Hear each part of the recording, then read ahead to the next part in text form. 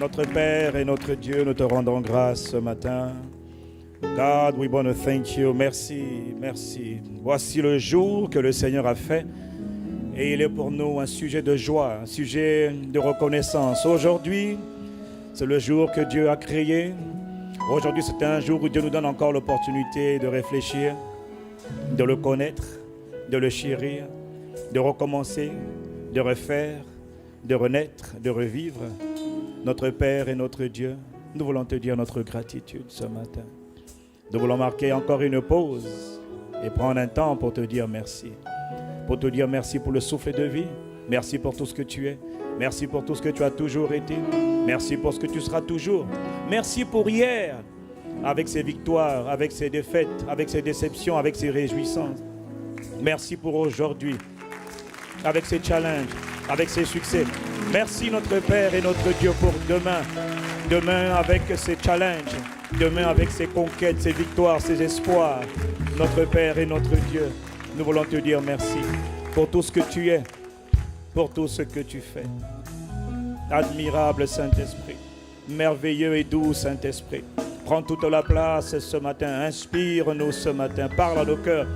Nous avons compris depuis un bon moment maintenant, Seigneur, que tout ce que tu veux faire, tu le fais par ta parole. Au commencement était la parole, et la parole était Dieu.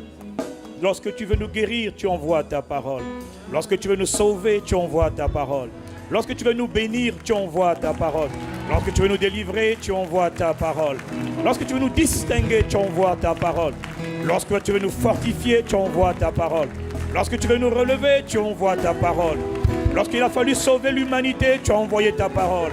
Et tu as fait de la parole est devenue chair. Nous voulons te dire merci pour ta parole, que nous aimons, que nous apprécions, que nous reconnaissons. Bombarde ce matin, lance ta parole comme un javelot dans le centre de nos cœurs. Qu'elle transforme nos vies, qu'elle rende nos vies meilleures, qu'elle nous accorde la grâce de devenir une meilleure version de nous-mêmes. Nous te disons merci pour tout ce que tu as commencé à faire en nous depuis tellement d'années maintenant, Père, ou depuis quelques semaines, ou depuis quelques jours. Nous voulons te dire aujourd'hui, merci, excellent Père, de grâce et d'amour. Non pas à nous, non pas à ICC, non pas au pasteur, mais à ton nom nous voulons donner gloire. Ton nom nous voulons acclamer. Ton nom nous voulons célébrer. Ton nom nous voulons glorifier. Ton nom nous voulons exalter. Parce que ta parole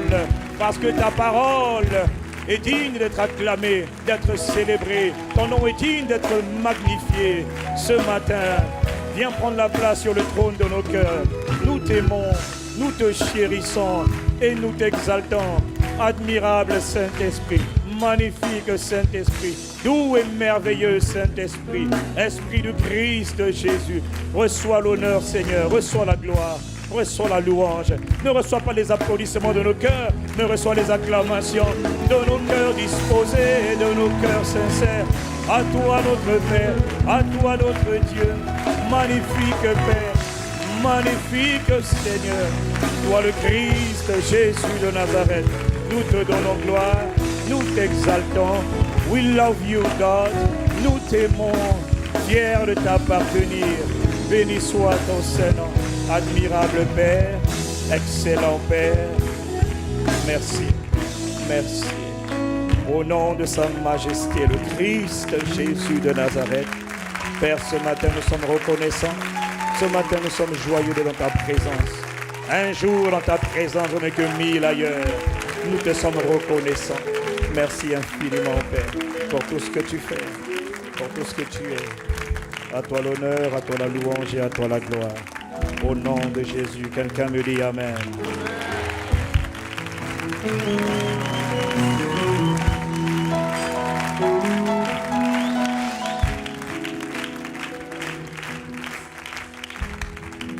Je vous asseoir dans sa présence. Bienvenue à Impact Centre Chrétien, on vous l'a déjà dit. Bienvenue à Impact Centre Chrétien, bienvenue dans une des nombreuses représentations diplomatiques du royaume des cieux sur la terre. Bienvenue. Oui, ce matin, mettez bien que c'est Yves Castano, ce n'est pas Ivan. Tout à l'heure, à la fin du premier culte, il y a encore des gens, malgré le fait que j'ai parlé, il y en a qui sont encore partis voir le pasteur Ivan pour dire merci pour le message. Mais ce n'était pas lui, c'était moi. J'ai une identité, je m'appelle Yves. Et pitié.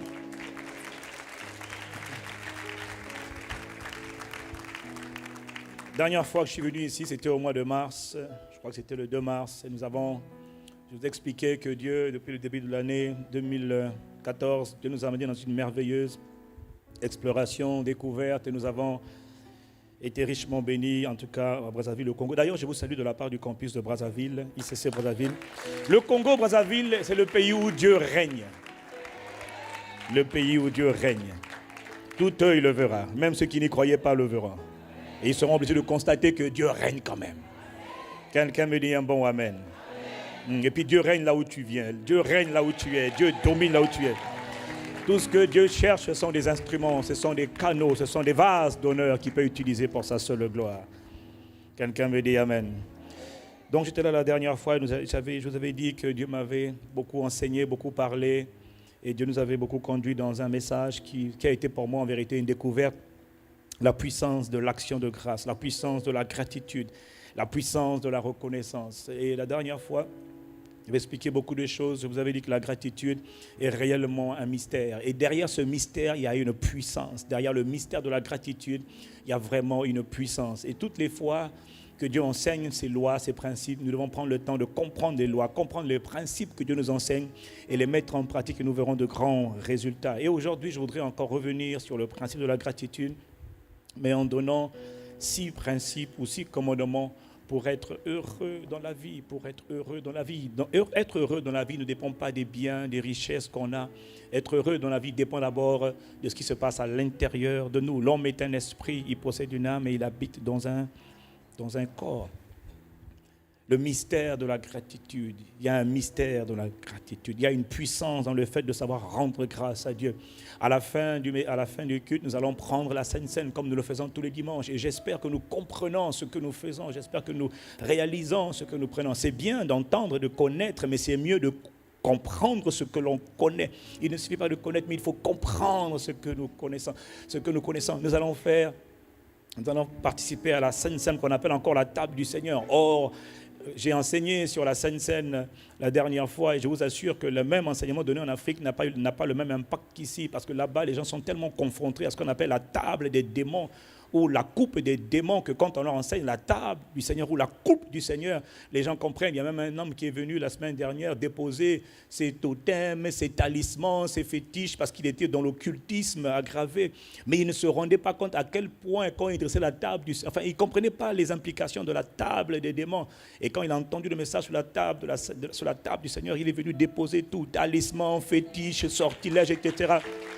Il dit, je ne peux pas communier à la table du Seigneur et à la table des démons. Je choisis la table du Seigneur. La Sainte Seine est un mystère qui appelle un autre mystère. La Sainte Seine est le mystère, nous l'avons dit, par lequel un être spirituel peut communiquer, peut transmettre sa vie à un être humain.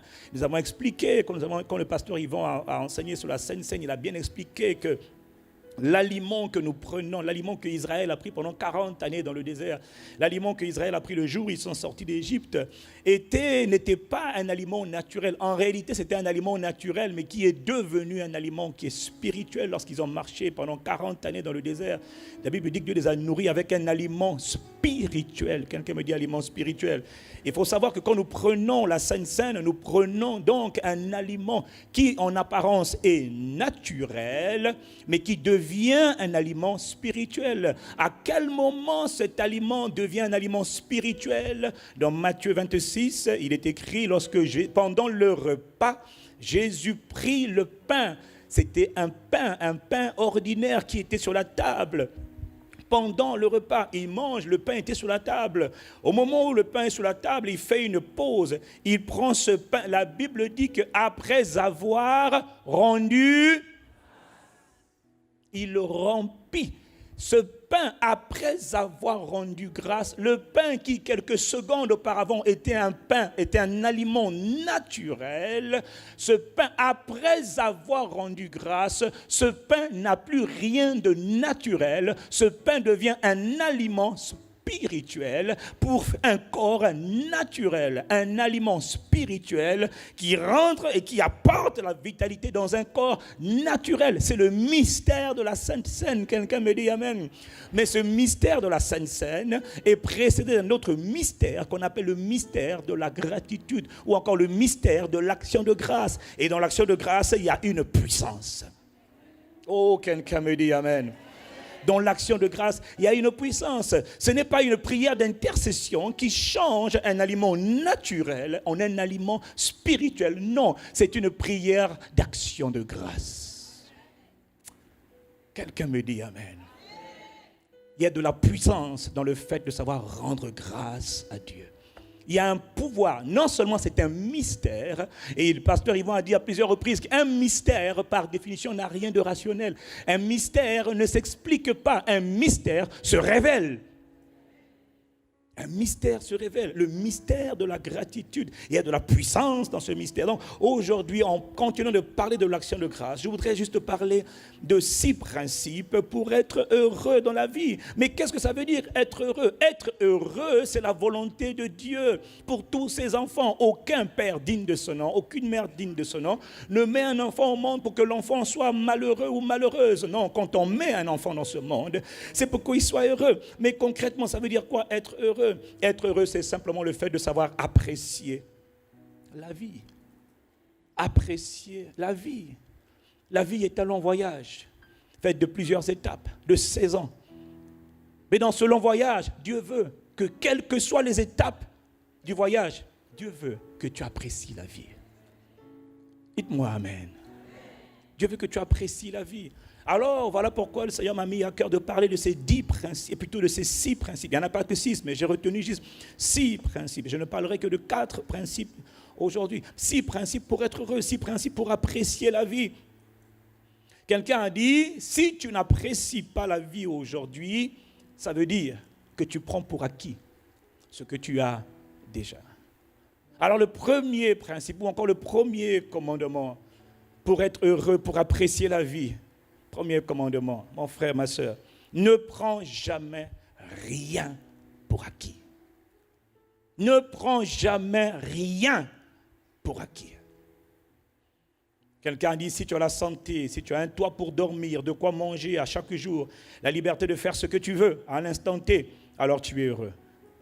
Alors tu es déjà heureux, mais tu ne le sais même pas encore. Mais en vérité, tu n'as pas besoin de toutes ces choses, de la santé, un toit pour dormir, etc. Tu n'as pas besoin de toutes ces choses pour être heureux. Tu as d'abord besoin d'une décision pour être heureux. Et tu as besoin de connaître Dieu pour être heureux. Le Saint-Esprit m'a dit, il est temps que mon peuple commence par avoir une appréciation plus profonde, plus sincère de ce qu'on appelle les petites choses. Quelqu'un me dit les petites choses. Oui, tu es venu ce matin, je ne te parle pas de ton salaire, je ne parle pas du travail, je ne parle pas de la maison, je ne parle pas des voitures, je ne parle pas des entreprises, je ne parle pas des comptes, je ne parle pas de toutes ces choses. Non, ce matin, nous voulons parler des petites choses. Pourquoi? Parce que nous avons dit qu'il y a une puissance dans l'action de grâce et que Dieu, quand il fait quelque chose, Dieu commence toujours petit. Tout ce que Dieu fait, il le commence toujours à l'état embryonnaire. Tout, absolument tout. Cherchez dans toute la surface de la terre, tout ce que Dieu commence. Tout ce que Dieu initie commence toujours à l'état petit. La vie commence à l'état petit. Quelqu'un me dit Amen. Tout commence à l'état petit. Voilà pourquoi Dieu nous appelle à revenir et à reconsidérer les petites choses. Dis à ton voisin, ne prends jamais rien pour acquis. Alors je réfléchis ce matin. Est-ce que tu es capable de respirer? Est-ce que tu es capable de respirer ce matin sans souffrir? Est-ce que ton corps est capable de battre au rythme normal? Ce n'est pas un acquis. Ce n'est absolument pas un acquis. Est-ce que tu es capable de t'asseoir? Est-ce que tu es capable de te mettre debout? Ce n'est pas un acquis. Nous avons vu au mois de mars, je vous ai montré la vidéo de ce frère Nick Grundy qui est né sans jambes, sans pieds, sans mains, ni bras droit, ni bras gauche. Donc tu comprends que quand tu es capable d'avoir même un bras droit, c'est déjà une grâce de Dieu. Ce n'est pas un acquis. Quand tu es capable d'avoir les 2 pieds, ce n'est pas un acquis. Quelqu'un me dit Amen. Ce n'est pas un acquis du tout. Je te parle des petites choses. Es-tu capable de saisir quelque chose avec tes doigts? Ce n'est pas un acquis. Tout le monde n'a pas 5 doigts. Il y en a qui ont été amputés des doigts, mais ils vivent. Ce frère Nick Grundy nous a donné un message poignant. Il nous a parlé du fait de savoir rendre grâce à Dieu en toutes circonstances. Quelqu'un me dit Amen. Te lever, ce n'est pas un acquis. T'allonger le soir et te réveiller le matin, mais ce n'est pas un acquis. Chaque jour, quand tu te lèves le matin, rien n'est acquis. Il y en a qui sont partis cette nuit encore. Il y en a qui sont morts dans les hôpitaux. Un des endroits où tu devrais apprendre à beaucoup, pas peut-être à aller souvent, mais les endroits de temps en temps, quand tu veux relativiser beaucoup de choses dans la vie, pas un peu dans les hôpitaux, pas dans les couloirs de la mort, tu vas te rendre compte que dans la vie, rien n'est acquis, que tout est grâce. Quelqu'un me dit Amen. As-tu pu te vêtir ce matin? As-tu porté des vêtements ce matin? Ils sont froissés. Oui, mais c'est quand même des vêtements. Ce n'est pas un acquis. Es-tu capable d'arriver à destination? Tu es sorti le matin, tu es venu à l'église, mais gloire à Dieu. Ce n'est pas un acquis. Il y en a qui sont sortis ce matin, qui ont eu des accidents, qui n'ont pas pu arriver à destination. Il y en a qui ont pris des avions, qui n'ont pas pu arriver à destination. On ne sait toujours pas où ils sont. Il y en a qui ont pris des avions et qui sont morts. Mais toi, tu as pris un transport, tu as pris un moyen de locomotion, tu es arrivé à destination. Je parle des petites choses, ces choses qui ont l'air tellement anodines, qui ont l'air tellement insignifiantes, que tu n'es même pas capable de t'arrêter un instant, de dire Seigneur, merci.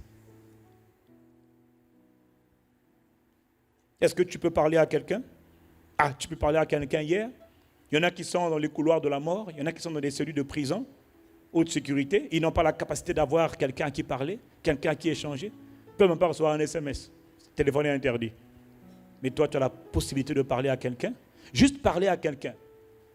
Quand tu passes par des saisons de solitude, tu apprends la grâce que c'est de pouvoir parler à quelqu'un, échanger avec quelqu'un. Ce n'est pas un acquis. Ce n'est pas un acquis. As-tu la possibilité d'aimer quelqu'un? Est-ce que tu as quelqu'un qui t'aime?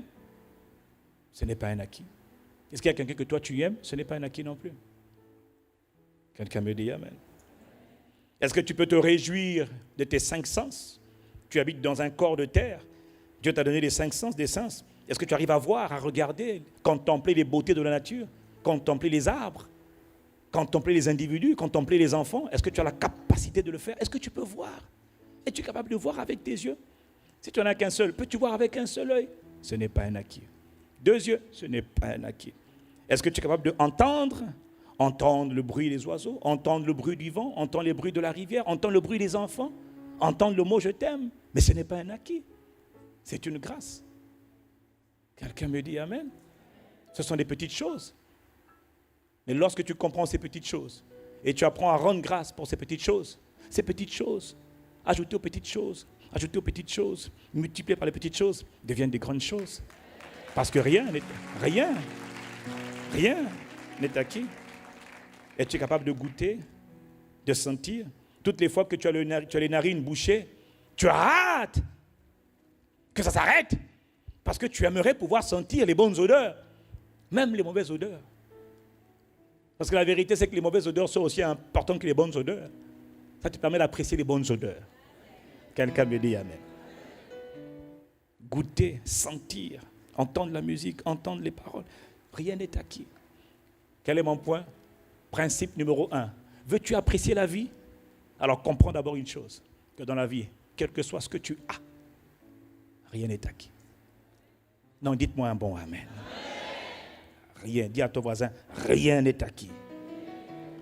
Quand tu comprends que rien, mais absolument rien n'est acquis, vraiment, que Dieu nous enseigne, que Dieu nous aide à comprendre à quel point rien n'est acquis, à quel point tout est grâce. Absolument tout est grâce. Tout est grâce. Et quand tu apprends à comprendre que rien ne doit être pris pour acquis, que tu ne dois rien prendre pour acquis, alors qu'est-ce que tu apprends? Tu apprends donc à valoriser tout. Tu apprends à valoriser tout. Et quand tu apprends à valoriser tout, cela t'emmène donc au 2e principe, la reconnaissance. Apprends à être reconnaissant. Principe numéro 2, ou commandement numéro 2, entraîne-toi à toujours être reconnaissant en toutes choses. Puisque rien n'est acquis, donc tu comprends que tout ce que tu as, le cou qui peut bouger, la tête que tu peux hocher, les lèvres que tu peux remuer, la respiration, les poumons. Nous avons un frère qui est décédé il y a quelques semaines. Il a été infecté. Les 2 poumons ont arrêté de fonctionner. D'abord un, ensuite un autre. C'est là que tu te rends compte que finalement, dans le corps, là, les poumons sont importants, les reins sont importants. Mais tu avais des poumons, tu n'as jamais rendu grâce à Dieu pour les poumons que tu avais. Normal, je n'y ai pas pensé jusqu'au jour où les poumons commencent à te poser problème. C'est là que tu comprends finalement, c'était une grâce. N'attends pas que ça arrive. Apprends à rendre grâce à Dieu aujourd'hui. Entraîne-toi à toujours être reconnaissant en toutes choses. Dis à ton voisin, entraîne-toi à être reconnaissant. Nous avons vu au mois de mars que la volonté de Dieu, c'est que l'action de grâce, c'est que la gratitude devienne un état d'esprit. Dieu veut que ta vie soit assaisonnée, saupoudrée, accompagnée constamment, régulièrement d'actions de grâce. Quelles que soient les saisons de la vie, Dieu veut que ta vie soit assaisonnée de gratitude. Ça doit devenir ce qu'on appelle un mode de vie. Quand même tu pries, tes prières changent. Tes prières prennent une autre tournure. Tes prières sont plus sincères. Elles sont plus ciblées vers le cœur de Dieu. Pourquoi? Parce que tout ce que tu fais, tu le fais avec un cœur rempli de gratitude. Tout ce que tu le dis avec un cœur rempli de gratitude. Tout ce que tu accomplis, tu l'accomplis avec un cœur rempli de gratitude. Dieu veut que tu cultives consciemment la gratitude. Cultiver la gratitude, c'est quoi? C'est apprendre à dire merci en tout temps. C'est apprendre à dire merci en toutes circonstances. Les gens qui sont reconnaissants, en toutes choses, savent apprécier la vie. Ils savent être heureux. Ils savent apprécier la vie, quelles que soient les saisons ou les circonstances de la vie. Un des bons exemples, un des meilleurs exemples, c'est l'apôtre Paul. L'apôtre Paul était quelqu'un qui avait une attitude de gratitude inébranlable. L'apôtre Paul était un exemple, était un modèle et un exemple. Il fut l'objet d'un rejet sans précédent, d'une adversité sans commune mesure, alors qu'il était appelé à faire la volonté de Dieu. Je croyais que quand on faisait la volonté parfaite de Dieu, tout allait bien. C'est ce que je croyais au début. Jusqu'à ce que je me rende compte que ce n'est pas du tout un acquis. Chacun a son appel, chacun a son couloir, chacun a sa destinée. Quelqu'un me dit Amen. Mais Paul, un homme qui était juste devant Dieu, qui marchait avec Dieu, qui était là pour faire la volonté de Dieu, Paul, le grand missionnaire, nous donne un aperçu de son expérience ministérielle ou encore de son expérience professionnelle. Paul, dans le livre de 2 Corinthiens, chapitre 11, nous parle de son histoire, nous parle de son vécu. À partir du verset 23, voilà ce que dit l'apôtre Paul. Il dit... Ils sont serviteurs du Christ. C'est une folie que je veux dire. Je le suis, moi plus qu'eux. Écoutez ce que dit Paul. Car j'ai travaillé davantage. J'ai été plus souvent en prison. J'ai essuyé infiniment plus de coups. Plus souvent, j'ai vu la mort de près. 5 fois, j'ai reçu des Juifs les 40 coups. 5 fois, j'ai reçu 40 coups moins 1. 3 fois, moi, Paul, j'ai été fouetté. 1 fois, j'ai été lapidé. J'ai vécu 3 naufrages en haute mer, bien sûr. J'ai passé 1 jour et 1 nuit dans la mer. Souvent en voyage à cause des nombreuses missions qu'il devait accomplir. J'ai été en danger au passage des fleuves, dans le Rhône, dans la Loire, dans la Seine. Partout où je passais, j'étais en danger, dit Paul. En danger dans les régions infestées de brigands. En danger à cause des Juifs, mes compatriotes. En danger à cause des païens, en danger dans les villes. Il était à Toulouse, à Marseille, à Lille, à Rouen, en danger constamment. En danger dans les contrées les plus éloignées, les contrées désertes. En danger sur la mer. En danger à cause des faux frères. J'ai connu bien des travaux et des peines, de nombreuses nuits blanches. J'ai connu la faim, la soif, de nombreux jeûnes, le froid, le manque d'habits, et sans parler du reste, je porte mon fardeau quotidien, que sont les soucis de toutes les églises. Paul nous résume son expérience de ministre de l'Évangile. À cette époque-là, être ministre de l'Évangile, c'était toute une affaire. Ce n'était pas aussi simple que ça l'est aujourd'hui. Quoique aujourd'hui, ça n'est pas simple du tout, parce qu'il y a toutes sortes de challenges pour toutes sortes de générations. Mais Paul explique son expérience. Il dit, j'ai reçu des coups de fouet, j'ai reçu des coups de bâton, j'ai été lapidé. J'ai été lapidé, c'est-à-dire on m'a jeté des pierres dessus et les pierres font mal alors que j'étais en train de faire la volonté de Dieu. J'ai essuyé des critiques, accusations permanentes, des trahisons, des naufrages en haute mer. En haute mer, qui a déjà été en haute mer? Des endroits où on n'est pas au bord de la plage, on est en haute mer. Quand tu regardes devant toi, c'est de l'eau. Tu regardes derrière toi, c'est de l'eau. Tu regardes à gauche, c'est de l'eau. Tu regardes à droite, c'est de l'eau. Tu sais nager, tu nages. Mais à un moment donné, tu es fatigué. Et quand tu ne sais pas nager, c'est encore plus dangereux. En haute mer, naufrage. Pourquoi? Paul était en train de faire la volonté de Dieu. Il était en train de faire ce qui était juste. J'ai connu des veilles forcées, dit Paul. Oui, il y a des temps où on fait des veillées de prière, où on décide de jeûner seul ou avec plusieurs. C'est bien, c'est un choix personnel. Mais Paul dit, il y a des temps où j'ai été amené à faire des veilles de prière, alors que je ne voulais pas les faire. J'étais obligé de les faire. J'ai été amené à jeûner alors que je n'avais pas prévu de jeûner. J'ai fait des jeûnes forcés. J'ai connu la faim, la soif. C'est-à-dire, j'avais faim. Je n'avais pas de quoi me nourrir alors que j'ai tout en Christ. J'avais soif. Je n'avais pas de quoi boire alors que j'ai tout en Christ. J'ai manqué d'habits. Ma vie était constamment en danger. Sans parler des différents malentendus que j'ai eus avec les croyants par-ci et par-là. Paul nous montre que sa vie n'a pas été de tout repos. Et pourtant, c'est par ce Paul que le Saint-Esprit nous parle. C'est ce Paul que Dieu choisit pour nous parler de la gratitude. Dans Philippiens chapitre 4, verset 6, le même Paul, qui se trouve d'ailleurs en prison, nous écrit une lettre. Le Saint-Esprit l'inspire et le même Paul nous dit, dans la vie, quelles que soient les saisons, les circonstances, ne vous inquiétez de rien. Sous-entendu, dans la vie, refusez de vous inquiéter. Refusez de vous inquiéter. L'inquiétude frappera toujours à votre porte, toujours à votre... Refusez-la, rejetez-la. N'acceptez pas, refusez de vous inquiéter. Mais en toutes choses, dans toutes les situations, dans tous les événements, dans toutes les expériences que vous connaîtrez, faites ceci, faites connaître vos besoins à Dieu. Parlez à Dieu, invoquez Dieu, priez Dieu.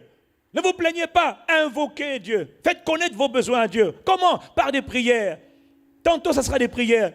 Tantôt, ça sera des supplications. Où tu gémis, tu ne sais pas quoi dire. Où les sons ne sortent pas. Où les mots ne peuvent pas être prononcés.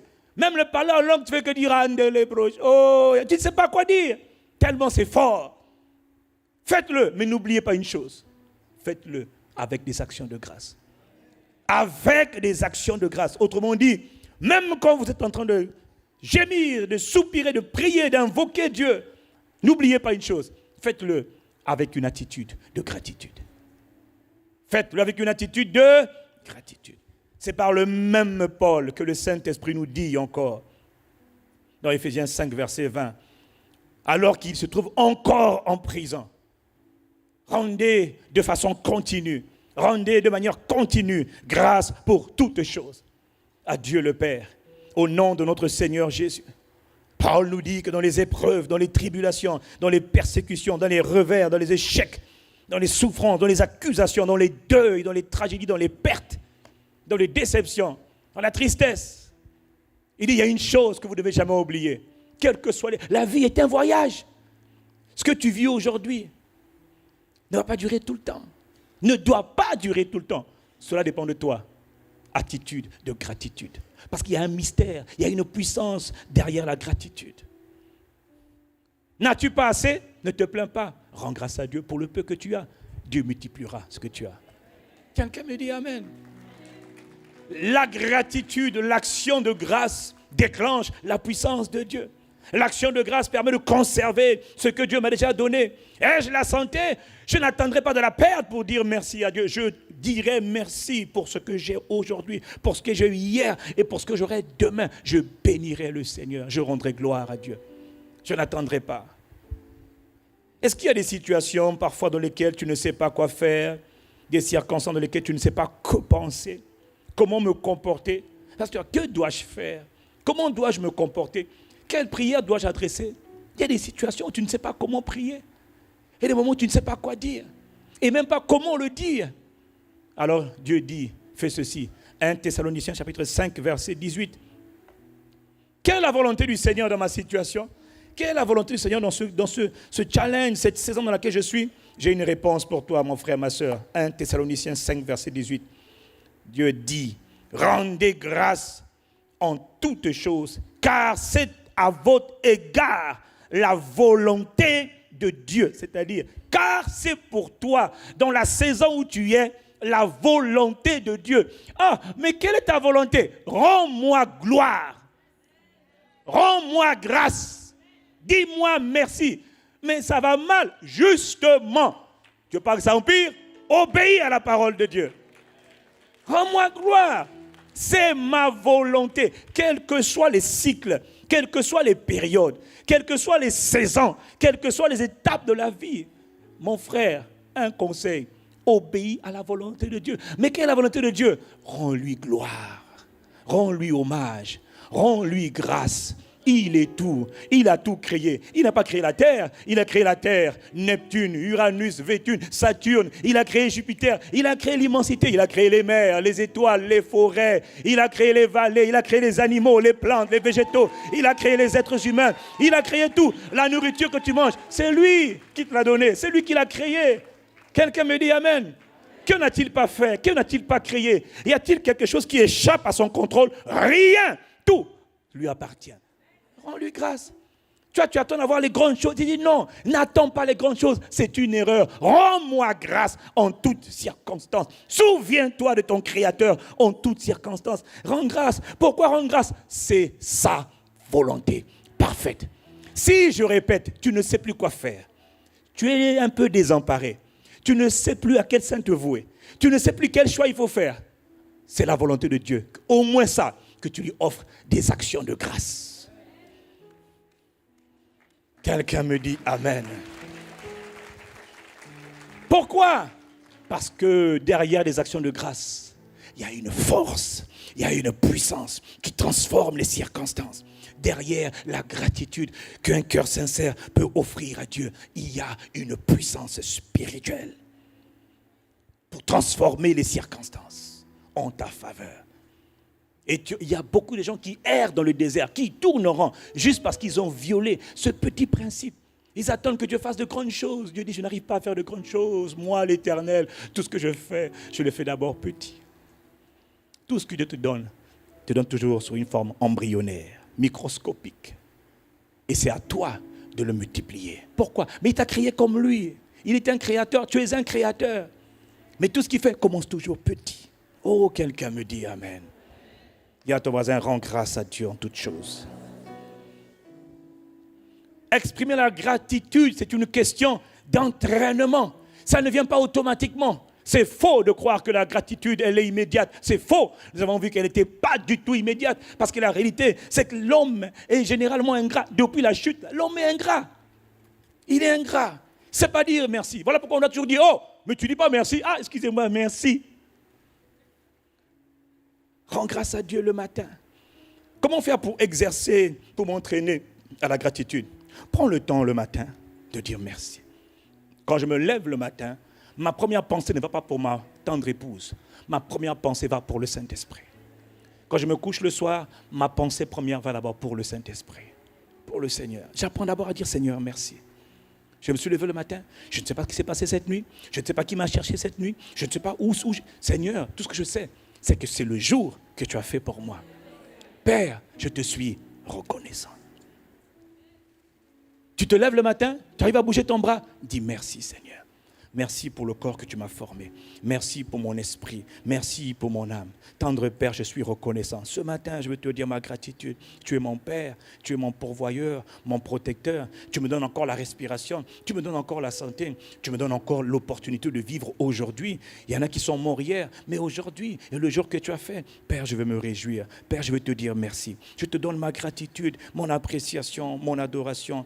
Tu es ma passion, tu es ma vitalité, tu es ma vie, tu es ma force, tu es ma gloire, tu es ma lumière, tu es mon étendard, tu es mon soutien, tu es mon rocher, tu es mon protecteur, tu es mon défenseur, tu es ma poursuite, tu es ma passion, tu es ma vigueur, tu es ma vitalité, tu es mon tout, mon harmonie, ma mélodie, mon équilibre, mon bien-aimé, mon amour, mon amoureux, mon désir, ma passion, ma poursuite, ma sincérité, ma droiture, mon intégrité.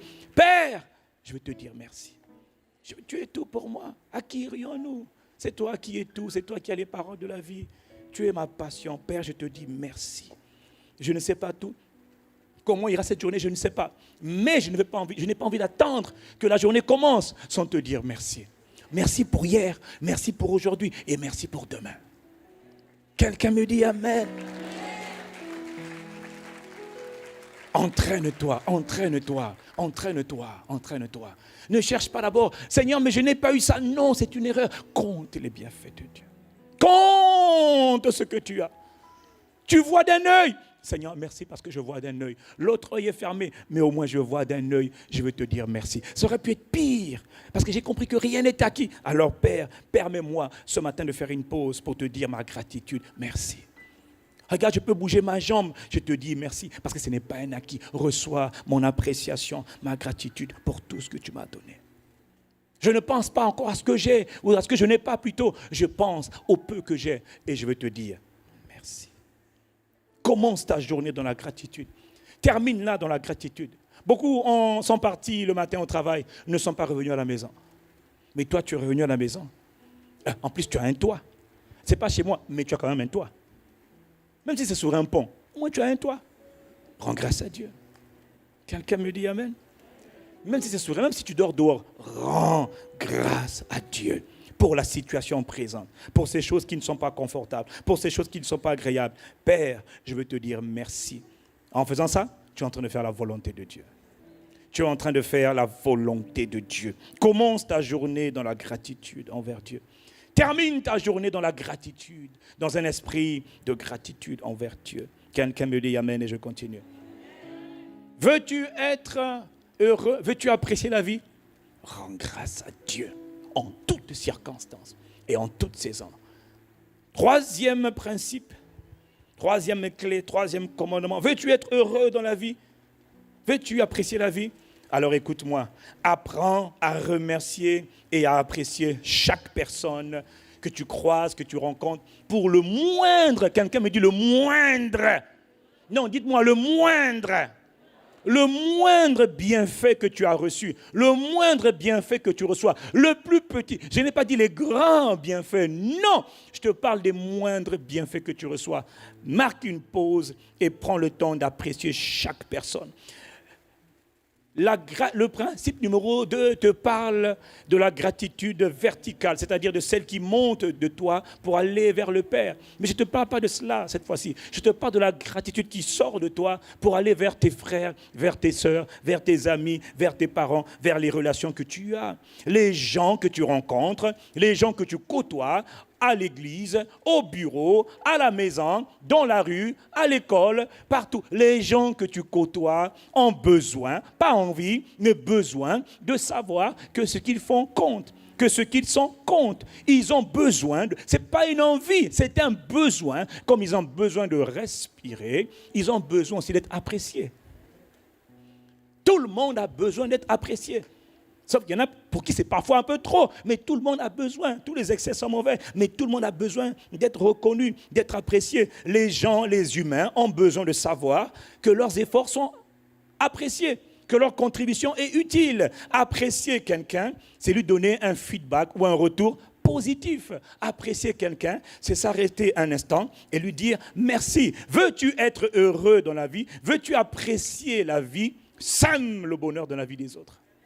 Sème le bonheur dans la vie des autres. Arrête-toi un instant. Apprends à apprécier ces gens, ces anonymes, ces gens que tu rencontres, ça et là. Apprends à apprécier les moindres grâces, les moindres bienfaits, les moindres bénédictions, les moindres faveurs, les moindres opportunités qui t'accordent. Et le problème, c'est que ce n'est pas évident, ce n'est pas un acquis, et ce n'est même pas naturel chez les gens. Les gens sont ingrats la plupart du temps.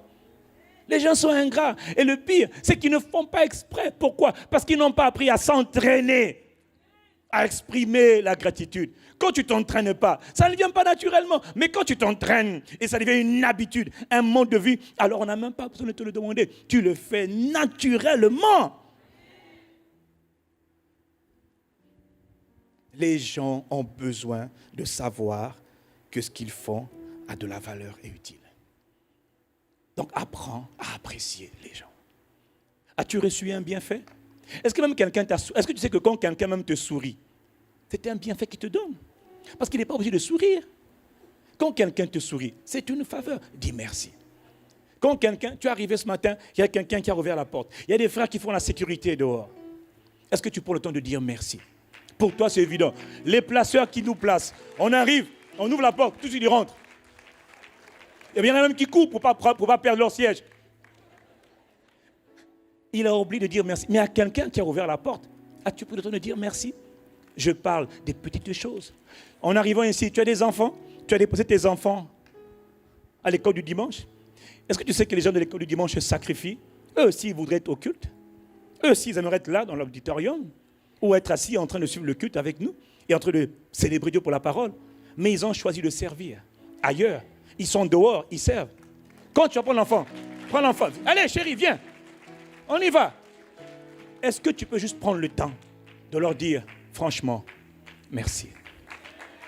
Franchement, merci. Veux-tu apprécier la vie? Sème le bonheur dans la vie des autres. Je ne parle pas des grands gestes, je ne parle pas des grands actes. Je parle des petits actes, je parle des petits gestes de la vie de tous les jours qui nous semblent tellement évidents que nous oublions de les faire. Ces hommes et ces femmes qui servent ici ou ailleurs ont besoin d'être appréciés. Ils ont besoin qu'on leur dise merci. Ton père et ta mère qui t'ont mis dans ce monde. Oui, peut-être que les rapports ne sont plus bons avec papa et maman pour plusieurs raisons. Ouais, mais mon père n'a pas fait ça. Il ne m'a pas payé les études. Je n'ai pas eu ça. Je n'ai pas eu ça. Oui, mais au moins, il t'a mis au monde. Rien que pour ça, là, prends le temps de dire merci. Il ne m'écoutera pas. Fais-lui un mot. Je ne sais pas écrire. Dicte. Quelqu'un va écrire à ta place. Quelqu'un me dit amen. Tu n'as pas d'excuse. Prends un mot. La gratitude, le problème de la gratitude, c'est qu'elle ne s'exprime pas avec la bouche. Elle s'exprime avec le cœur. Nous sommes le 31. N'attends pas la fin de l'année. D'ailleurs, même la fin de l'année, ton message est ennuyant. Fin d'année, 31 décembre. Cher pasteur, 365 jours de bonheur, 52 semaines de joie, et je ne sais pas combien d'heures là. Après, il te dit, bonne année, pasteur. Qu'est-ce que tu veux que je fasse de ton message? À part l'effacer. Et en plus, tu encombres mon téléphone pour rien. C'est un message qui me déplaît. Pourquoi? Il ne vient pas du cœur.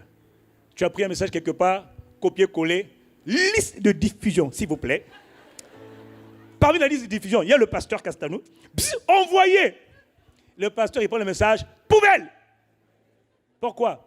Ce n'est pas un message qui vient de ton cœur. C'est un message, ça veut dire que même dans ta manière d'exprimer la gratitude, tu n'as rien compris. Quelqu'un me dit, aïe, tu n'as rien compris.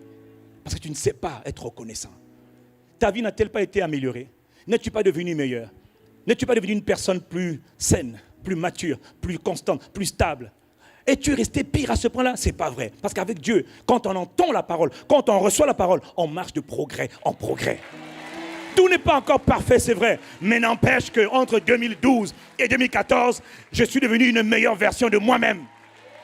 Et pour cela, Dieu n'est pas descendu du ciel. D'abord, je rends grâce à Dieu. C'est vrai. 2, je rends grâce aux hommes. Pas je rends grâce, mais je remercie les hommes de ce qu'ils sont obéissants, de ce qu'ils sont les instruments entre les mains de Dieu. Parce qu'eux aussi, ils auraient pu désobéir à Dieu. Hey, tout le monde n'a pas envie de venir le dimanche prêcher comme je fais, et moi non plus. Quelqu'un me dit amen. Parce que c'est compliqué, ce n'est pas simple. Parler de la part de Dieu, mais c'est compliqué. Même les modérateurs que vous voyez venir, mais des fois ils tremblent avant de venir monter le micro, même pour les 5 minutes de modération. Là, je vais dire quoi? Je vais gaffer, je peux parler à gauche, à droite, mélanger mes mots. Et même les chantres, la voix peut partir soudainement, tout à coup, brusquement. Rien n'est simple. Rien n'est simple. Quelqu'un me dit amen. Rien n'est simple. Tu as un employeur, il se bat. Il n'est pas parfait, c'est vrai, mais il se bat pour payer les salaires à la fin du mois. Ah ouais, mais moi, je m'en moque, je suis un syndicaliste. Ok, je n'ai rien contre. Mais même en étant syndicaliste, rends grâce à Dieu pour ton patron. Parce que le jour où il ferme la boîte, toi aussi ta vie est fermée. Rends grâce à Dieu. Quelqu'un me dit amen. Oui, bon, là, je sens que je parle à quelqu'un là qui est un peu trop revanchard. Là, ouais, j'en ai marre. On veut nos droits. Hey, calme-toi. Rends grâce à Dieu. Quelqu'un me dit un bon amen. Contestataire, repens-toi.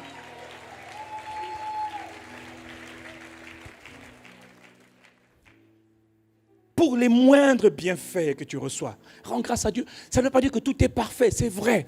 Mais ce qui va bien, arrête-toi, prends ce qui va bien.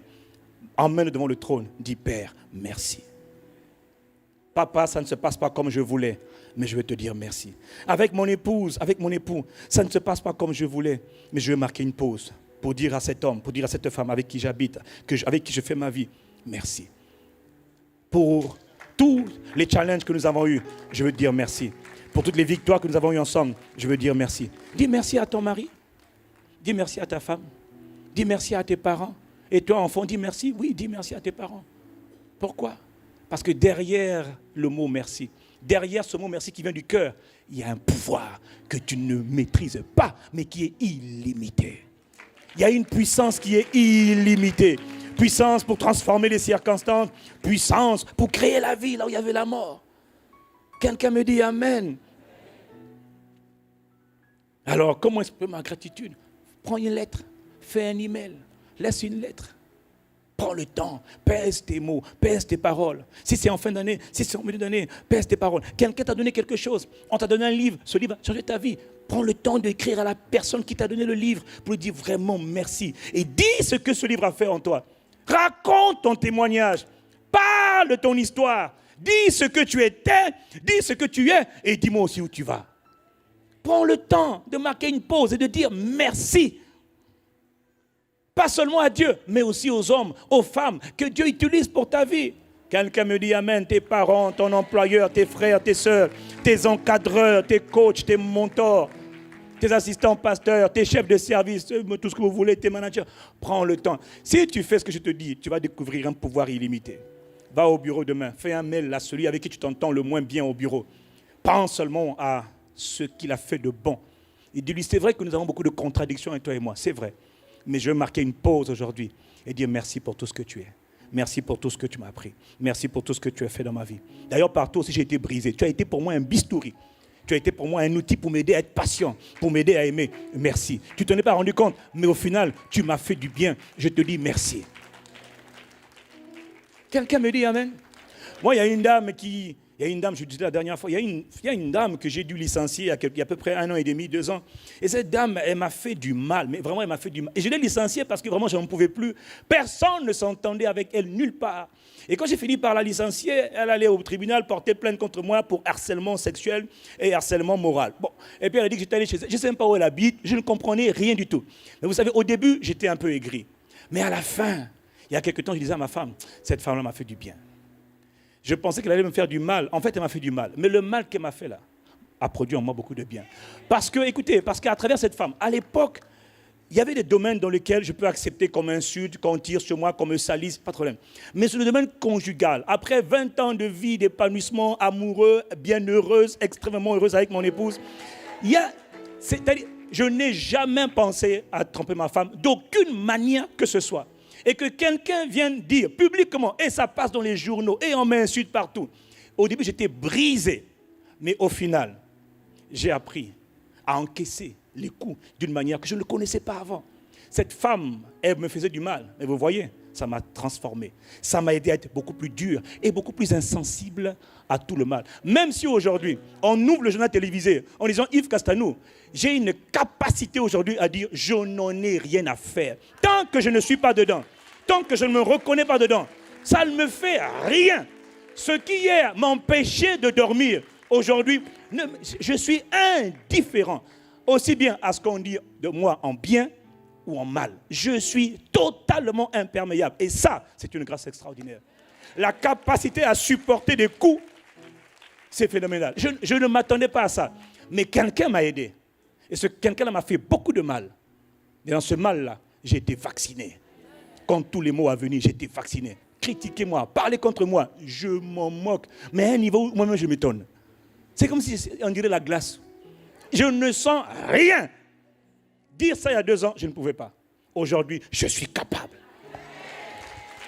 Alors moi, pour cette dame, je dis Seigneur, merci. Parce que quelque part, elle a été utilisée pour me rendre fort et inébranlable. Est-ce que quelqu'un comprend? Toi, tu es prêt à supporter les insultes, les attaques, les calomnies, les injures sur Internet, dans la presse écrite, presse vidéo, presse audio. Tu es prêt à ça? Tout le monde n'est pas prêt à ça. Mais si c'est ton couloir, tu as intérêt à te fortifier à cela. Et donc, au lieu de voir tout le monde mauvais, il m'a fait du mal. Bénis Dieu. Voilà pourquoi il dit, rendez grâce en toutes choses. En toutes choses. As-tu reçu un moindre bienfait? As-tu reçu quelque chose de la part de quelqu'un? Prends le temps, marque une pause, exprime ta gratitude. Quelqu'un me dit Amen. Quatrième principe. Veux-tu être heureux dans la vie? Veux-tu apprécier la vie? Alors un commandement et une instruction qui est ferme. Ne sois jamais jaloux des autres, qui ont ce que toi aussi tu voudrais avoir. Ne sois jamais jaloux. Dis à ton voisin, ne sois jamais jaloux. Jamais, J-A-M-A-I-S, jamais jaloux. Vous savez, nous sommes des êtres humains. Nous sommes des esprits. Nous possédons une âme et nous habitons dans un corps. Notre âme est constamment bombardée par toutes sortes de sentiments bons et mauvais. Au départ, ces sentiments sont rarement volontaires. Il y a des sentiments que nous avons qui sont rarement volontaires parce qu'ils peuvent être provoqués par des événements extérieurs que nous ne maîtrisons pas toujours. Mais le développement de ces sentiments dans nos cœurs par la suite dépend en partie de nous-mêmes. Et un de ces sentiments qui empoisonnent nos cœurs, qui empoisonnent notre âme et qui détruit notre vie et qui est particulièrement dévastateur s'appelle la jalousie. Quelqu'un me dit la jalousie. Je ne parle pas de la jalousie de Dieu dont on parle dans la parole. Dans le livre de 2 Corinthiens 11, verset 2, Paul nous dit « Car je suis jaloux de vous d'une jalousie de Dieu. » Jalousie de Dieu?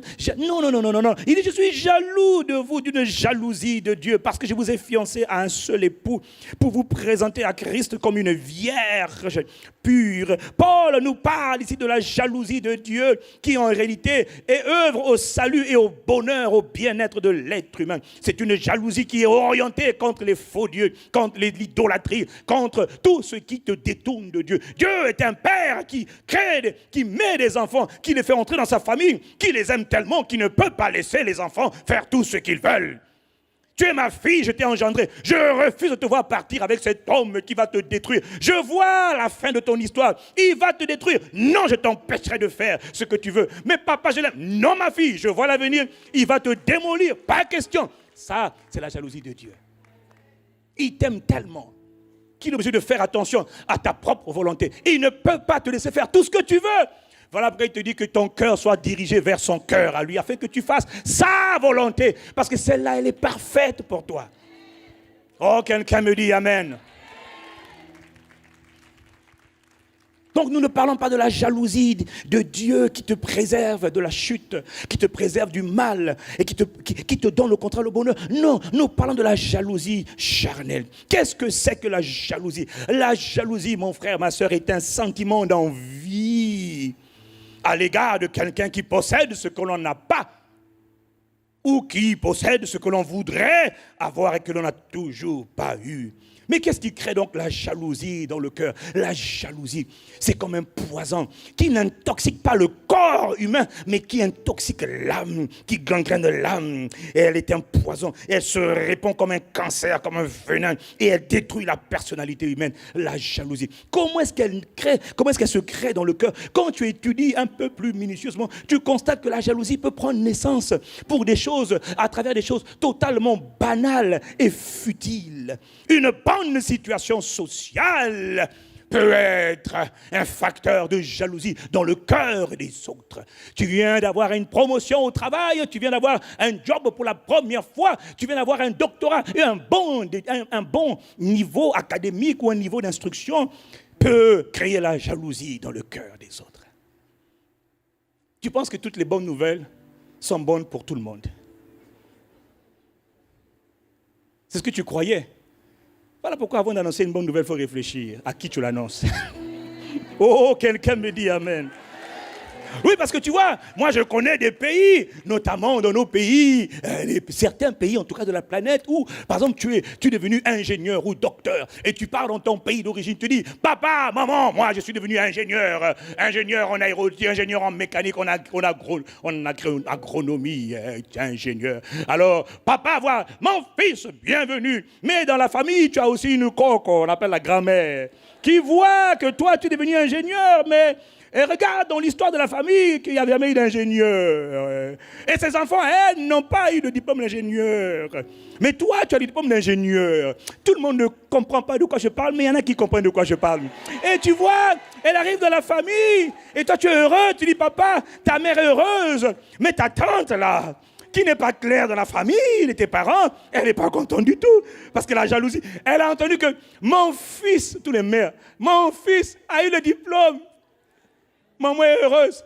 Mais la tante, elle dit, elle est piquée, à le moment où elle entend la bonne nouvelle, elle est piquée par un virus qu'on appelle jalousie. Je m'en vais au village. Et elle va au village, elle va rencontrer le féticheur au village. Est-ce que quelqu'un comprend de quoi nous parlons? Et pendant que toi tu es en train de célébrer avec tes parents, la grand-mère et la tante se sont mis en alliance pour te enlever la vie. Alors, et toi, tu étais en bonne santé quand tu es rentré au pays. Maintenant, tu es malade. Ok, vivez encore. Bon, ça dépend des cultures, vous voyez. Mais il y a des cultures dans certains pays où c'est compliqué. Où bonne nouvelle ne veut pas dire bonne nouvelle pour tout le monde. Est-ce que quelqu'un me comprend? Oui, ça dépend de la société dans laquelle on vit. Parce qu'ici, ce n'est pas forcément la même chose, c'est vrai. Mais nous connaissons notre territoire où c'est très complexe. Où la moindre bonne nouvelle peut devenir mauvaise nouvelle pour toi. Est-ce que je peux continuer? Un bon niveau scolaire, une belle famille que tu as, une faveur particulière que tu as reçue peut créer la jalousie. Pas dans ton cœur, chez les autres. Un bon mari, une bonne épouse. Oh, béni soit Dieu pour mon épouse merveilleuse qui est là devant moi. Quand des fois, pasteur Abi vient, des fois de temps en temps. Vous savez, à l'église, tout le monde ne cherche pas Dieu. Il y en a qui viennent à l'église pour chercher. Bon. Toutes mille et une choses, dont parfois les choses qu'on cherche, parfois il peut y avoir le pasteur. Donc des fois je vois, quand pasteur Abi vient, vous savez, moi je suis toujours en train de mettre ma femme en avant, la célébrer publiquement. Alors il y a des gens qui voient pasteur, bonjour pasteur. Mais c'est ma femme. Mais que s'est-il passé entre hier et aujourd'hui? Tu as vu mon épouse? Mais le regard des sœurs maintenant, certaines sœurs qui ne sont pas là pour chercher Dieu, quelqu'un me dit amen. Et apparemment elle cherchait autre chose, elle avait des aspirations ou des intérêts, je ne sais pas comment en tout cas. Bonjour pasteur. La joie est partie. Je ne viens plus à l'église. Qu'est-ce qui s'est passé? Ce n'est pas ma femme qui est le problème. C'est la sœur qui avait été touchée, intoxiquée qui est le problème. Quelqu'un me dit amen. Donc comprends que tu sais, des fois, un mari, ma sœur, peut te créer des problèmes dans ta propre famille ou dans ta belle famille. Oh, ma sœur, quelqu'un me dit amen. Oh, des enfants qui réussissent, des enfants studieux, peut créer la jalousie. Est-ce que tu le savais?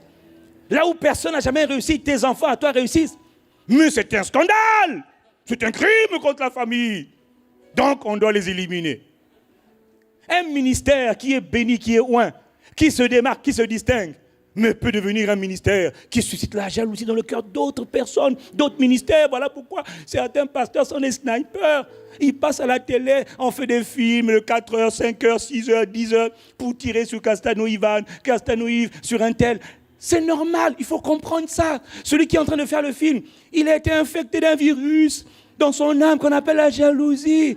Et toi, tu passes ton temps à te défendre pour dire, oui, mais il n'est pas comme ça. Le problème, c'est que quand on est jaloux, on perd ce qu'on appelle, parce que ça contamine l'âme. L'âme, c'est le siège du raisonnement, de l'intelligence, de la volonté. Et malheureusement, mon âme est dans la confusion. Donc, mes raisonnements, mon bon sens est perturbé. Je ne sais plus ce qui est bon, je ne sais plus ce qui est mauvais. Je suis jaloux, un point trait.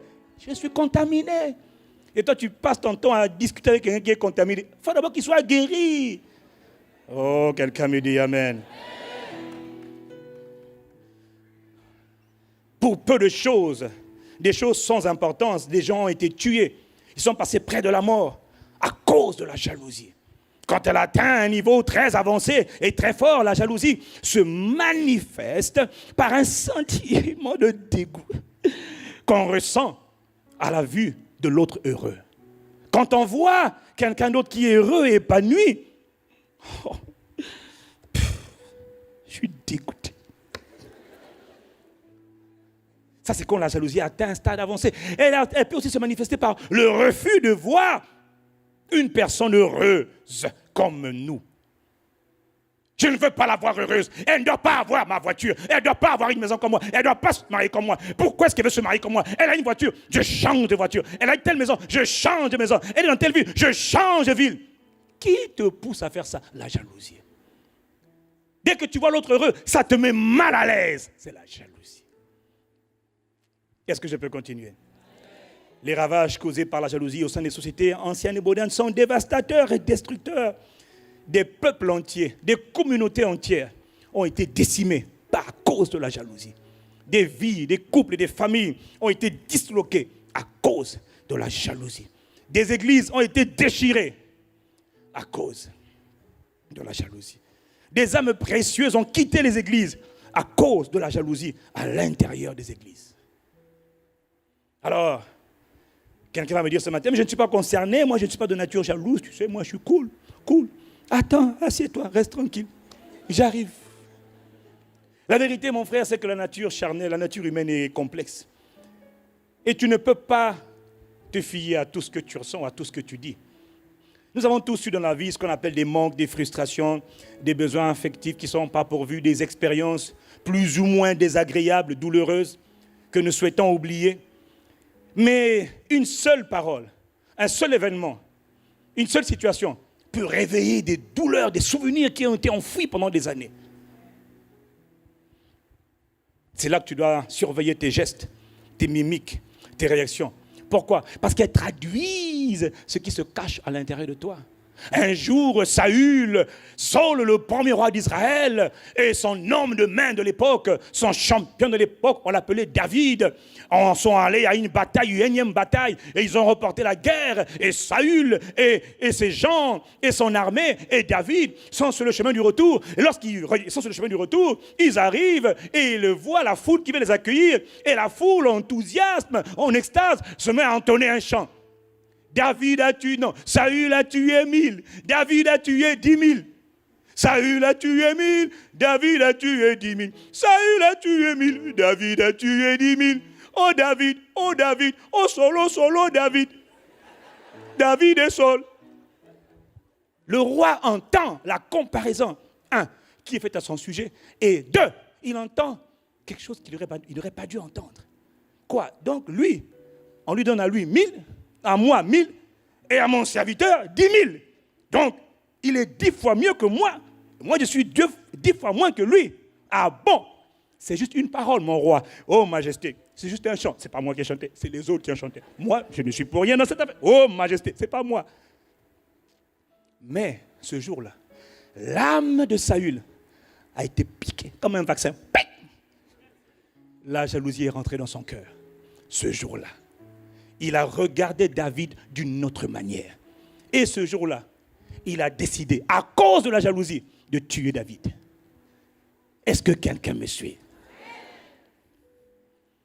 Donc, tu vois, tu peux être bien marchant avec Dieu, louant Dieu, aimant Dieu. Et puis un jour, quelqu'un donne des encouragements, quelqu'un donne des hommages, quelqu'un donne des félicitations. Et tu n'es pas dans la liste. Alors que tu aurais voulu être dans la liste, alors que tu t'attendais à être dans la liste. Comment tu réagis? Qu'est-ce que tu fais? Ou encore, comment tu te sens? Est-ce qu'on peut parler cœur à cœur? Quelqu'un me dit aïe!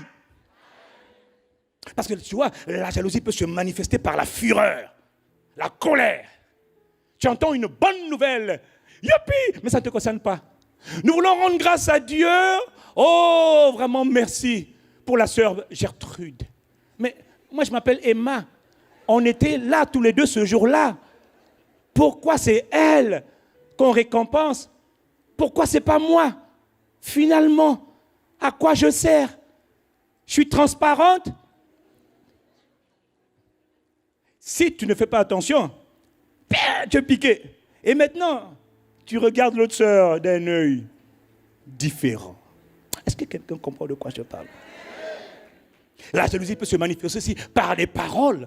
C'est de l'abondance du cœur que la bouche parle. Il y a des paroles piquantes. As-tu déjà, moi j'ai déjà rencontré des gens qui ont des paroles piquantes, méchantes. Exemple. Oh les gars, je viens d'être embauché à la Défense là, dans la tour là, une tour. Je ne pourrais pas donner de nom pour faire la publicité d'une entreprise, mais une grande tour là. Les gars, je vais être promu technicien supérieur ou ingénieur ou chef de service ou manager. Alors, tes amis te disent, comment? Toi, là-bas, manager? Dis-moi un peu. Mais tu as quel diplôme, toi? Mais, excuse-moi, Jean-Jacques, tu as quel niveau d'études? Parce que là, je ne sais pas, hein? C'est bien toi qu'ils ont pris? Oui, c'est moi. Je ne sais pas si tu pourras assumer, franchement. Enfin, moi, je suis un peu, hein, mais bon.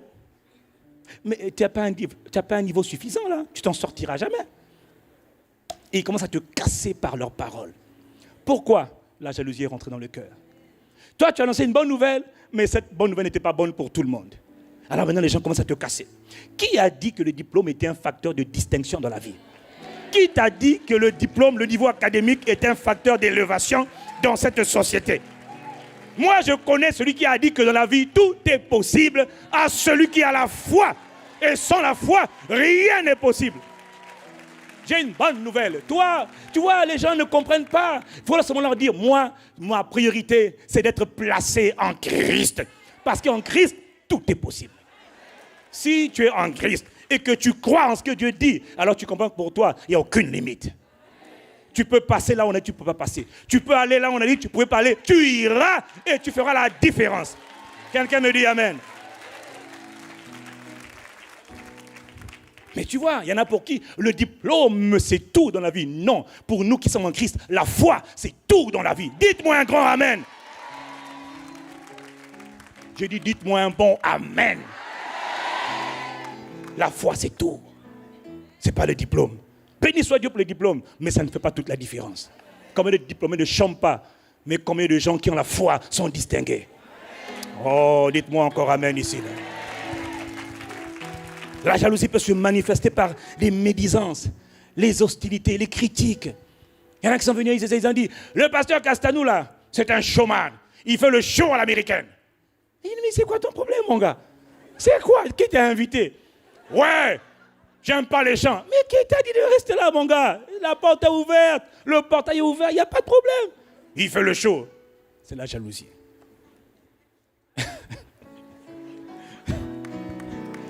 En tout cas, moi, j'en entends tellement.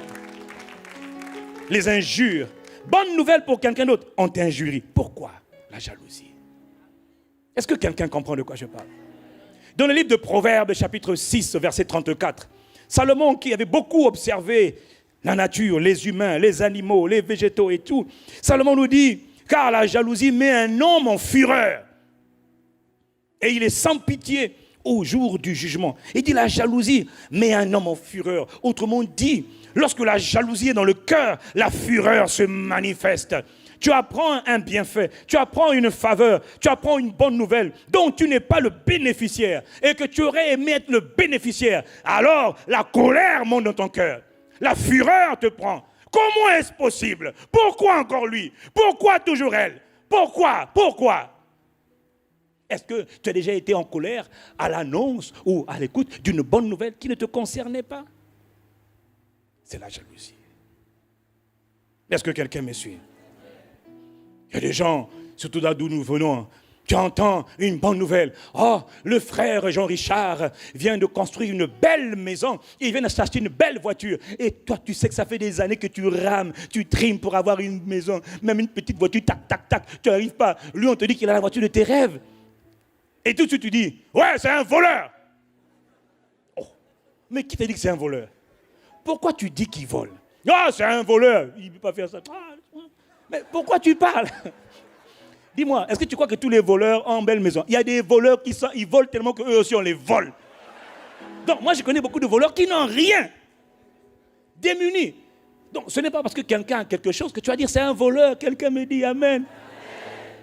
Il y a des femmes chez nous qui ont accédé à des postes de responsabilité, de distinction. Mais comment dans un environnement où, malheureusement, beaucoup de femmes, avant d'accéder à quelque responsabilité que ce soit, doivent passer au lit du monsieur qui détermine la promotion d'un tel ou un tel, soi-disant, Dès qu'une femme qui est de ICC, donc qui est en Christ, est promue à un poste de responsabilité, on dit elle s'est allongée. Qui a dit qu'elle s'est allongée? Nous, les femmes de ICC, on ne s'allonge jamais. Nous, les femmes de ICC, on est en Christ.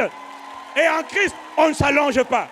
Écoutez-moi, il faut comprendre, dès que quelqu'un est placé en Christ, dans le corps de Christ, il est placé pour la distinction. Il est né pour la distinction. Il ne fait pas exprès, elle ne fait plus exprès. Elle marche seulement dans le cœur de Dieu, dans la présence de Dieu. Dieu la distingue, Dieu l'élève, Dieu lui fait grâce. Qu'une femme me dise amen ici, là. Ouh, c'est violent cette affaire.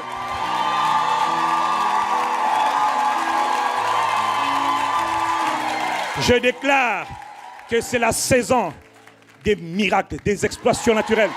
Que les femmes se lèvent et occupent des sphères, des postes dans les hautes sphères, qu'elles s'enlèvent, qu'elles se lèvent et qu'elles dominent le pays. Qu'elles occupent les espaces dans ce pays et partout ailleurs où elles iront. Femmes, dominées. J'ai dit femmes, dominées.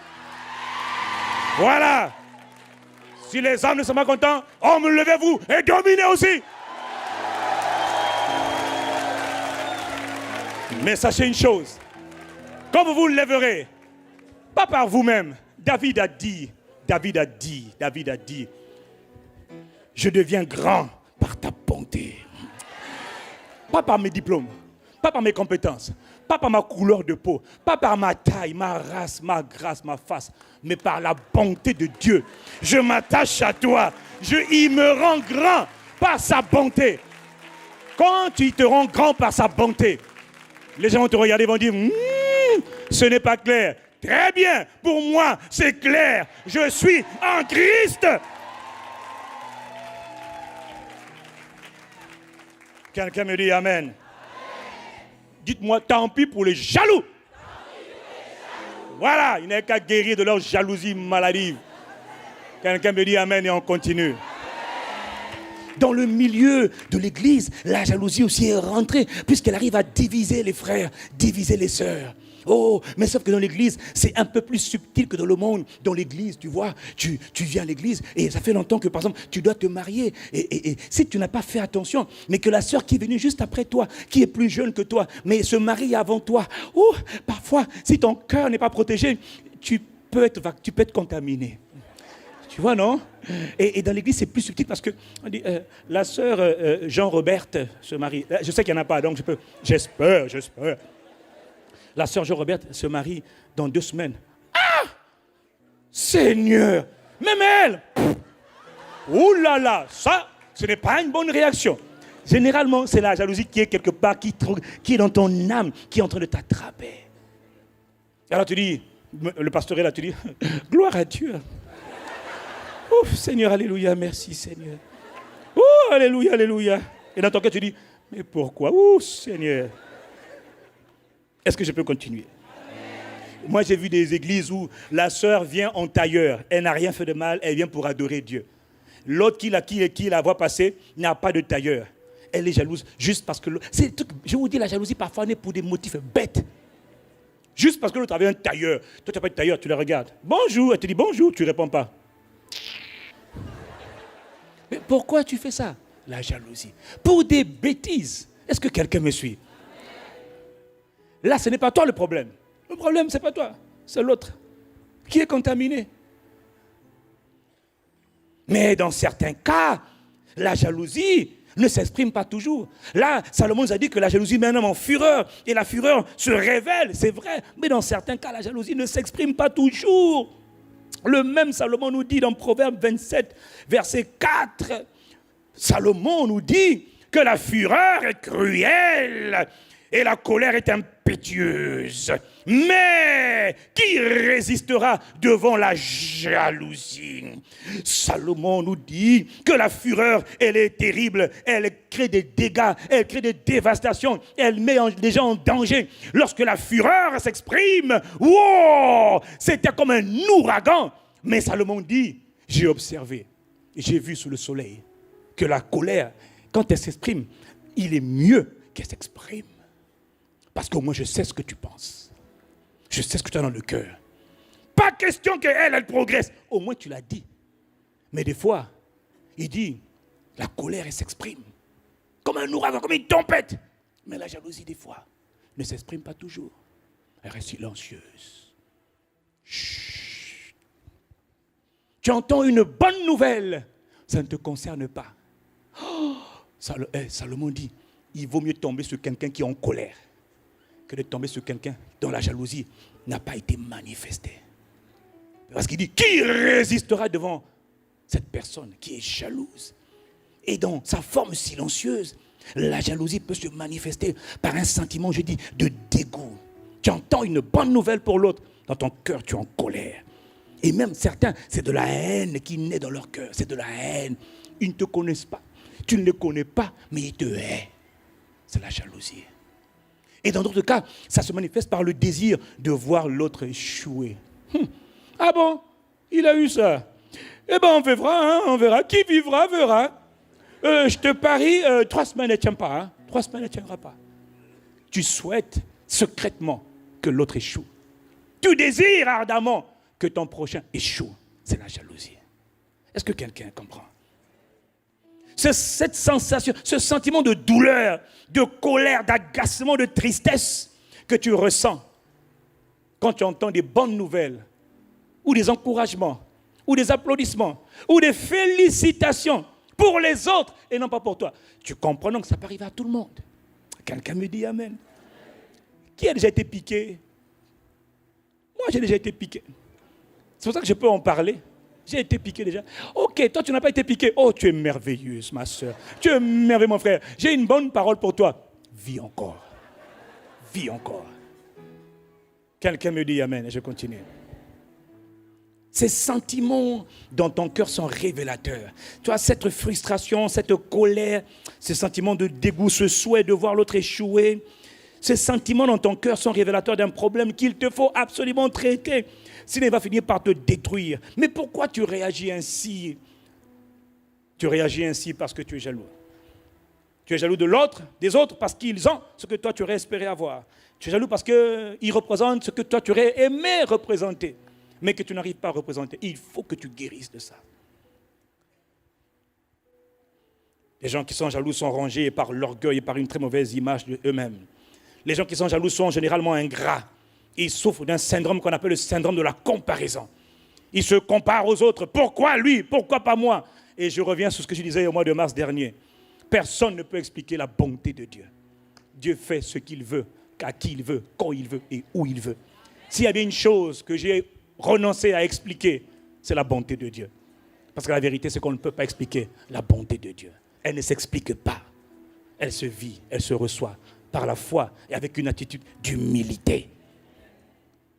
Et quand tu regardes d'un mauvais œil les faveurs, les grâces, les atouts, les opportunités, les qualités qui ont été données à d'autres, et tu regardes, tu dis, lui là, moi j'ai pas. Faux, tu as beaucoup. Le problème, c'est que tu oublies, tu minimises ce que tu as.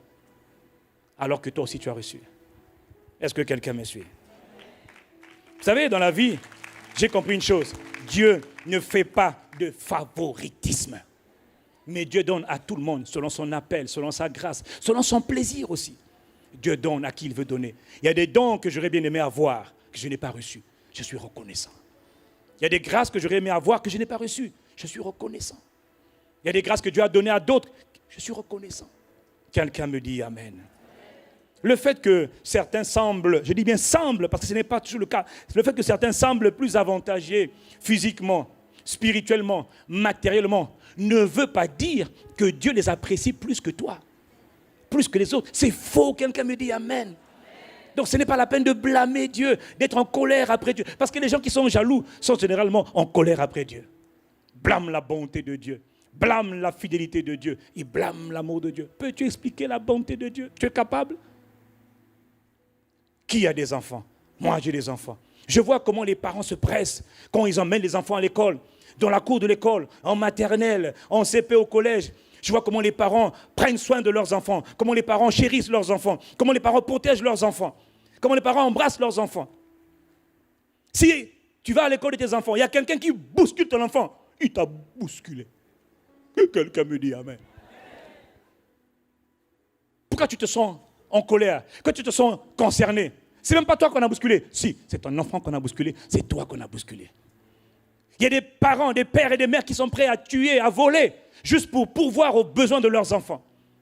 Ils sont prêts à commettre l'irréparable pour donner le meilleur à leurs enfants. Pourquoi? C'est l'amour de leur père. L'amour parental, le vrai amour parental pour les enfants consiste à donner aux enfants. Et alors, Dieu a tellement aimé le monde qu'il a donné ce qu'il avait de meilleur.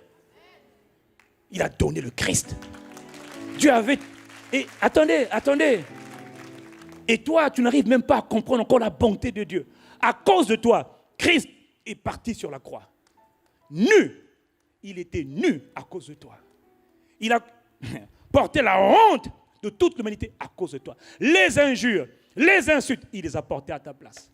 Les maladies, il les a pris pour toi. Les infirmités, maladies longue durée, chroniques, il les a pris à ta place. La nudité, manque de vêtements, il a pris ça à ta place.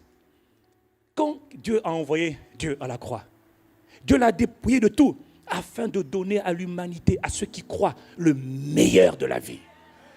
Alors Dieu dit, vous ne comprenez pas l'amour de Dieu, mon amour. Si vous avez autant d'attention pour vos neveux, vos nièces, vos enfants, vous les cajolez, vous les chérissez, vous leur donnez à manger. Si l'enfant n'a pas mangé un jour, le vrai père, la vraie mère est malheureux, malheureuse.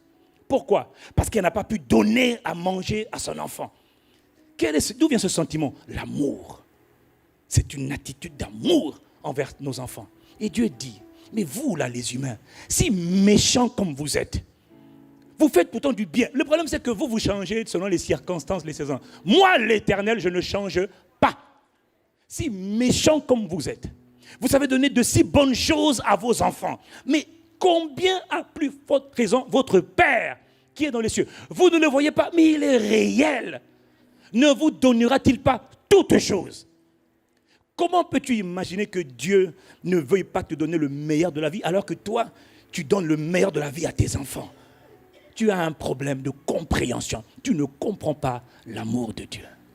Tu en parles, mais tu ne le comprends pas. Tu le chantes, mais tu ne le comprends pas. Et Dieu dit, si vous, humains, vous savez faire de bonnes choses pour vos enfants, je peux tout faire. Et je veux tout faire pour mes enfants à moi. Quelqu'un me dit Amen.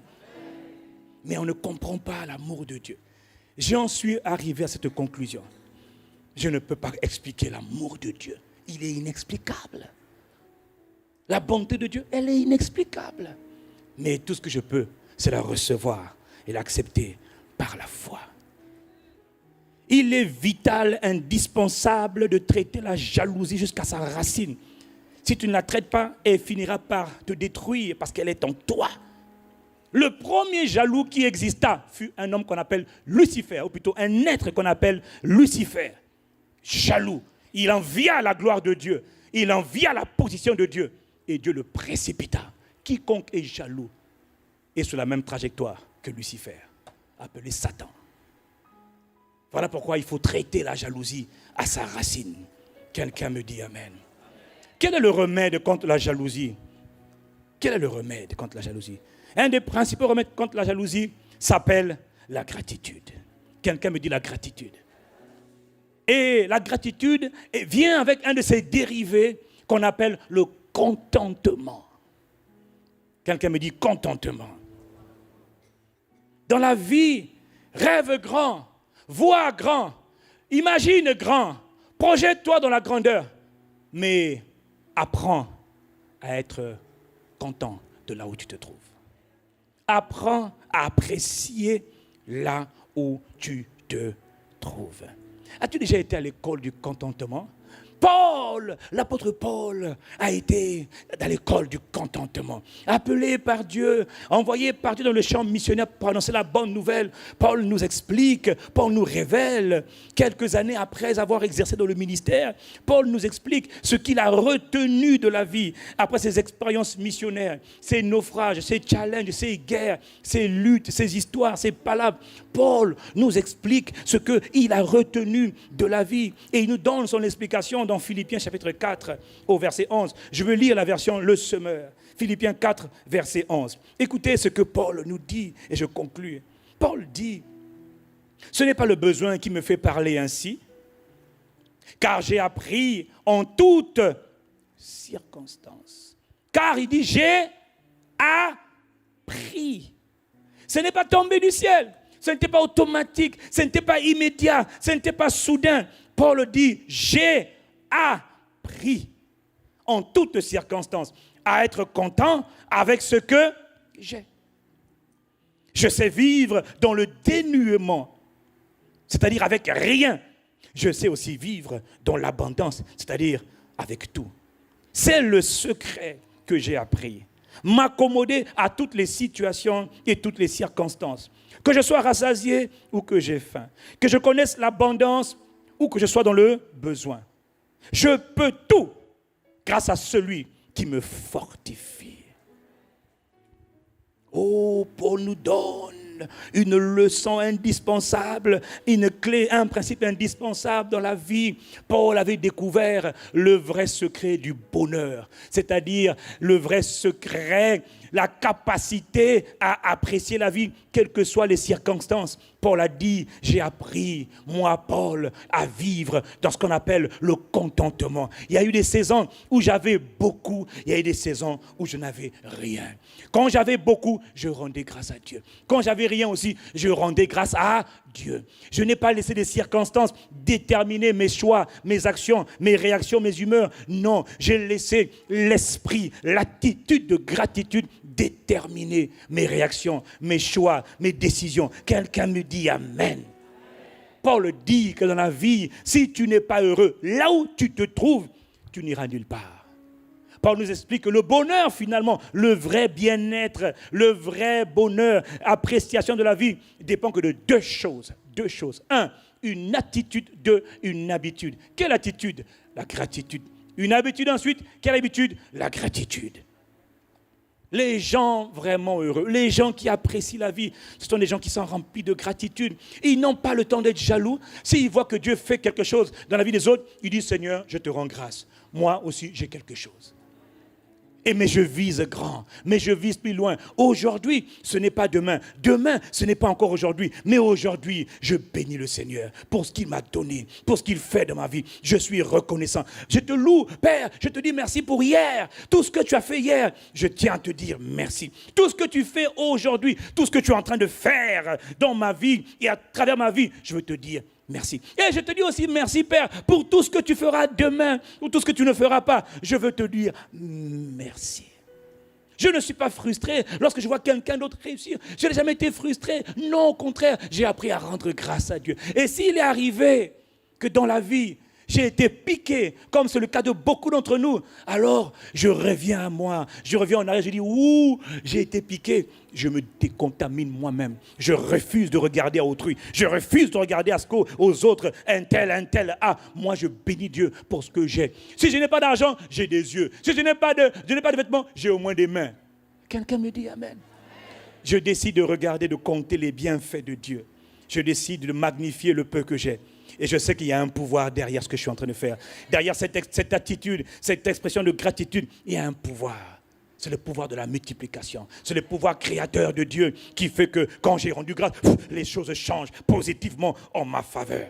Mais quand je me plains, quand je murmure, quand je laisse le poison de la jalousie rester dans mon cœur, je suis en train de me consumer à petit feu. Que ce ne soit pas ton partage au nom du Christ Jésus. Dans la vie, le quatrième principe, ne sois jamais jaloux. La jalousie paralyse la foi. Toutes les prières qu'on peut faire sont neutralisées. Parce que quand la foi est neutralisée, l'homme est neutralisé. La jalousie tue la foi. Comme l'amertume, l'aigreur, le manque de pardon tue la foi. Tu vois des hommes et des femmes, ils sont là, ils ont l'air en bonne santé, mais ils sont paralysés. Ils ne peuvent rien faire. Aucune prière ne dépasse ta tête. Elle n'arrive pas à monter. Pourquoi? Parce que tu es contaminé. Il faut te décontaminer. Comment faire? Plusieurs moyens. Mais le moyen le plus excellent, c'est commence à apprécier. Recommence à apprécier les petites choses de la vie. Tu es assis, tu es assise. Rends grâce à Dieu. Ce n'est pas un acquis. Tu vois, tu entends le son de ma voix, rends grâce à Dieu. Quand tu vas te lever, tu vas marcher, rends grâce à Dieu. Quelqu'un me dit Amen. Rends grâce à Dieu. Inclinons la tête en signe de révérence envers Dieu. Veux-tu être heureux dans la vie? Apprends que dans la vie, rien n'est acquis. 2, puisque rien n'est acquis, valorise tout. Accorde la valeur, accorde l'importance à tout ce que Dieu fait. Les grandes choses comme les petites choses, accorde l'importance à tout ce que Dieu fait. Apprends à apprécier, à dire merci à tous ces hommes, à toutes ces femmes que tu côtoies, que tu connais, que tu rencontres par-ci et par-là, à tous ces hommes, à toutes ces femmes qui apportent un plus à ta vie, ceux qui rajoutent à ta vie. Prends le temps d'exprimer ta reconnaissance. Prends un stylo, prends un papier, écris un mot qui vient de ton cœur. Pas de ta bouche, mais de ton cœur. Rends les autres heureux, rends les autres épanouis. Donne-leur un feedback, donne-leur un retour positif. Montre-leur que leur contribution n'est pas vaine. Montre-leur que leur attitude n'est pas vaine. Et commence à t'entraîner aujourd'hui en sortant de l'église. Prends un stylo, prends ton courage. Va voir les frères, va voir les sœurs. Dis, mon frère, ma sœur, je veux te dire merci. Ou fais un mot, dis simplement merci. Prends le temps de dire merci.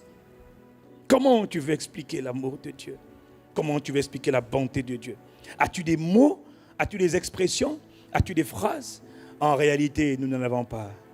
Nous ne savons pas toujours ce qu'il faut dire à Dieu. Mais ce matin, nous voulons dire merci. Ce matin, nous voulons prendre un temps juste pour dire merci. Merci. Mon cœur veut dire merci. Et quand je ne sais pas quoi dire, quand je ne sais pas faire sortir les sons, les phrases, les expressions, les belles phrases, alors je peux me permettre de soupirer, de gémir dans sa présence. Et tantôt, tu vois, des fois nous prions, nous ne savons pas comment il faut prier. Voilà pourquoi on nous a appris juste à dire « Oh, oh, oh », parce que je ne sais pas quoi dire. Ah, mon Père, mon Seigneur et mon Dieu. Ce matin, je me souviens que c'est pour moi que le Christ est parti à la croix du Calvaire. Mon Seigneur et mon Dieu, je veux te dire ma gratitude. Pourquoi ne prends-tu pas un instant pour dire simplement à Dieu merci? Merci parce que tu ne peux pas expliquer l'amour de Dieu. Tu ne peux pas expliquer la puissance de Dieu. Tu ne peux même pas expliquer Dieu lui-même. Tu ne peux pas expliquer les bontés de Dieu. Tu ne peux pas expliquer les compassions de Dieu. Alors Dieu dit seulement offre à l'Éternel ton attitude de gratitude. Offre à l'Éternel une prière de reconnaissance. Pense à tout ce que Dieu a été. Pense à tout ce que Dieu a fait. Pense à tout ce que Dieu a accompli dans ta vie. Simplement dire merci. Je veux te dire merci. Mon trésor et mon Dieu. Je veux te dire mon amour, mon attachement. Voilà pourquoi, Père, je veux dire ce matin, alors que je ne sais pas les mots, je ne trouve pas les mots, Seigneur, mais mon cœur veut simplement dire, mon cœur veut dire merci, mon cœur veut dire ma gratitude.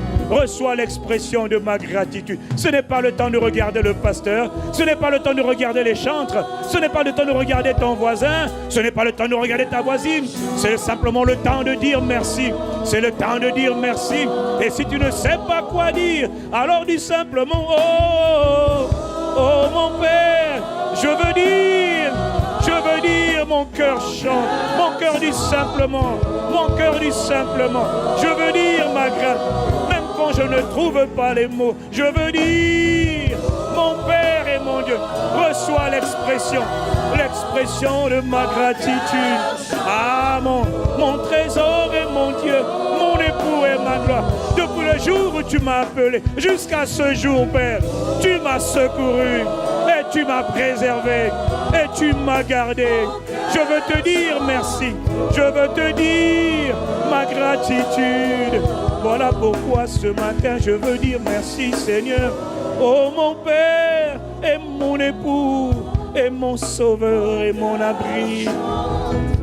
Seigneur notre Père, Seigneur notre Dieu, ce matin, nous sommes nombreux ce matin à avoir entendu ta parole.